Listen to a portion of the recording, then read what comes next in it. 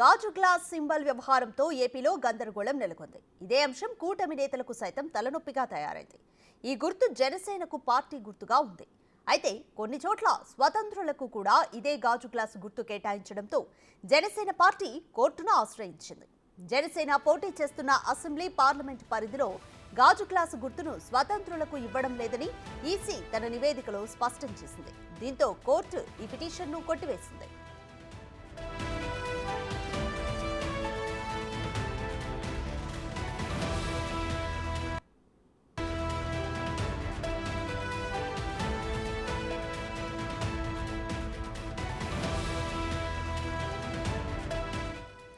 జనసేన పోటీలో లేని నియోజకవర్గాల్లో స్వతంత్ర అభ్యర్థులకు గాజు గ్లాసు కేటాయించడం కూటమికి ఇబ్బందికరంగా మారనుంది. గాజు గ్లాసు గుర్తు ఇప్పటికే జనంలోకి బలంగా వెళ్లింది. అయితే ఈసారి ఎన్నికల్లో అది ఎవరికి వరంగా మారనుందన్నది మాత్రం అర్థం కాకుండా ఉంది. ఈవీఎంలు కావడంతో గుర్తును పోలిన గుర్తులు ఉంటేనే ఓటర్లు కన్ఫ్యూజ్ అవుతుంటారు. అలాంటిది సేమ్ సింబల్ మరో అభ్యర్థికి వస్తే ఇక కన్ఫ్యూజన్ కు లోనవ్వకుండా ఆ గుర్తుపైనే ఓటు వేసే అవకాశమూ లేకపోలేదు.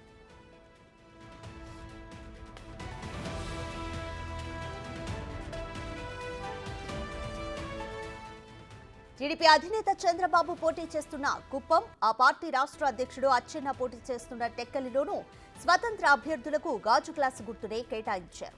ఇక టీడీపీ జాతీయ ప్రధాన కార్యదర్శి నారా లోకేష్ పోటీ చేస్తున్న మంగళగిరి, గంటా శ్రీనివాసరావు పోటీ చేస్తున్న భీమిలిలోనూ గాజు గ్లాసు గుర్తును కేటాయించడంతో కొంత ఇబ్బందికరంగా మారే అవకాశాలున్నాయి. గత ఎన్నికల్లో స్వల్ప మెజారిటీతో టీడీపీ ఓటమి పాలైన విజయవాడ సెంట్రల్ నియోజకవర్గంలోనూ గాజు గ్లాసు గుర్తు స్వతంత్ర అభ్యర్థికి కేటాయించడం ఇప్పుడు ఆందోళనకరంగా మారింది. అందుకే కూటమి నేతలు ఆచితూచి వ్యవహరిస్తున్నారు. పార్టీ గుర్తులపై ఓటర్లకు అవగాహన కల్పిస్తే సానుకూల ఫలితాలొచ్చే అవకాశాలున్నాయి.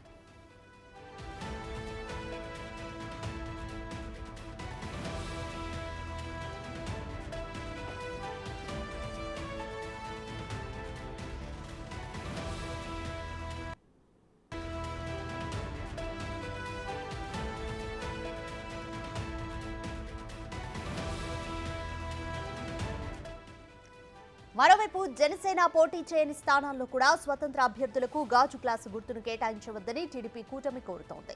ఇదే విషయమై మరోసారి కోర్టును ఆశ్రయించాలని కూటమి నేతలు భావిస్తున్నారు.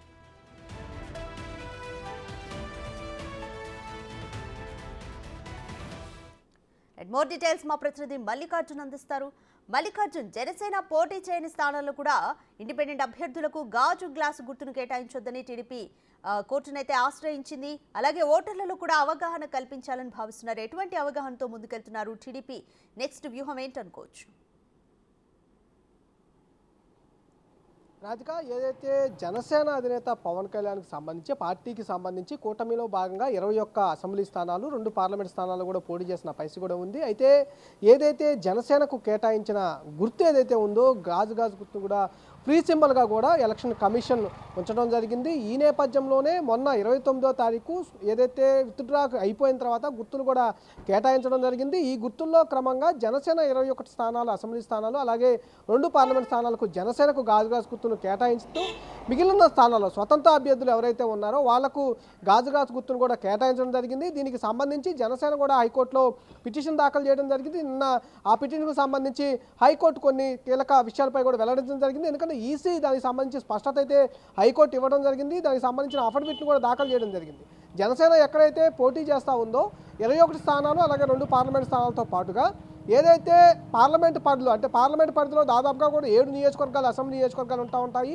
ఈ 7 నియోజకవర్గాల్లో ఏ ఒక్క నియోజకవర్గం పోటీ చేసినా కూడా ఆ పార్లమెంట్ పరిధిలో ఉన్న అన్ని నియోజకవర్గాలకు ఎవరికి కూడా గ్లాస్ గుర్తు కేటాయించమంటూ కూడా ఒక స్పష్టతను అయితే నిన్న ఇవ్వడం జరిగింది. ఇది ఓవరాల్గా చూసుకుంటే కనుక దాదాపుగా 10 నుంచి 11 పార్లమెంట్ స్థానాల్లో కూడా జనసేన గాజు గుర్తు అయితే కేటాయించే అవకాశం కనిపించడం లేదు. అలాగే అసెంబ్లీ స్థానాలు చూసుకుంటే కనుక దాదాపుగా 77 స్థానాల్లో కేటాయించే అవకాశం లేదు. అంటే మిగిలిన స్థానాలు ఏవైతే ఉన్నాయో దాదాపుగా 98 స్థానాలు అసెంబ్లీ స్థానాలు ఉన్నాయి. అలాగే మిగిలిన ఏదైతే సంబంధించి మిగిలిన పార్లమెంట్ స్థానాలు ఏవైతే ఉన్నాయో దాదాపుగా 15 పార్లమెంట్ స్థానాలు ఉన్నాయి. కూటమి నుంచి పోటీ చేస్తూ ఉన్నాయి. బీజేపీ తరపు నుంచి పోటీ చేస్తూ ఉన్నా కూడా అట్లాగే టీడీపీ తరపు నుంచి పోటీ చేస్తున్న స్థానాలు అయితే ఉన్నాయో వాళ్ళకి స్వతంత్ర అభ్యర్థులకు గాజు గుర్తు కేటాయిస్తూ ఉన్నారు. దీనికి సంబంధించి ఈరోజు హైకోర్టులో కూడా ఇప్పటికే టీడీపీ ఇంప్లీడ్ పిటిషన్ మొన్న వేసిన జనసేన ఏదైతే పిటిషన్ ఉందో దానికి ఇంప్లీడ్ పిటిషన్ ఇటు బీజేపీతో పాటు టీడీపీ కూడా వేయడం జరిగింది. దానికి సంబంధించి ఈరోజు హైకోర్టులో అయితే విచారణ జరగబోతుంది. దానిపై ఉత్కంఠగా కూడా ఎదురు చూస్తున్న పరిస్థితి కూడా కనిపిస్తూ ఉంది. ఎందుకంటే కూటమికి కంపల్సరీగా గాజు గుర్తు కొంత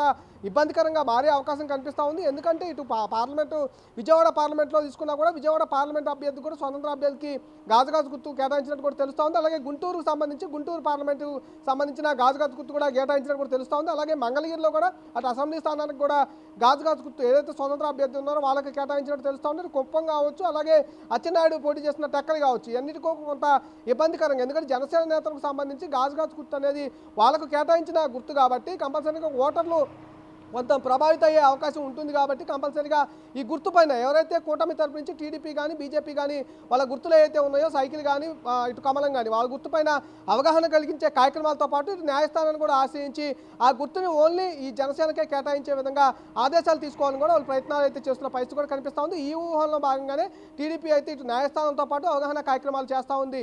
కానీ వైసీపీ మాత్రం ఎక్కడైతే స్వతంత్ర అభ్యర్థులు ఉన్నారో వాళ్ళని కొంత వీళ్ళు ప్రోత్సహించే అవకాశం కూడా కనిపిస్తూ ఉంది.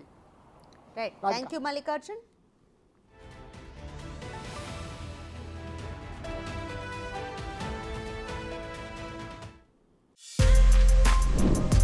For more videos like this, subscribe Big TV channel.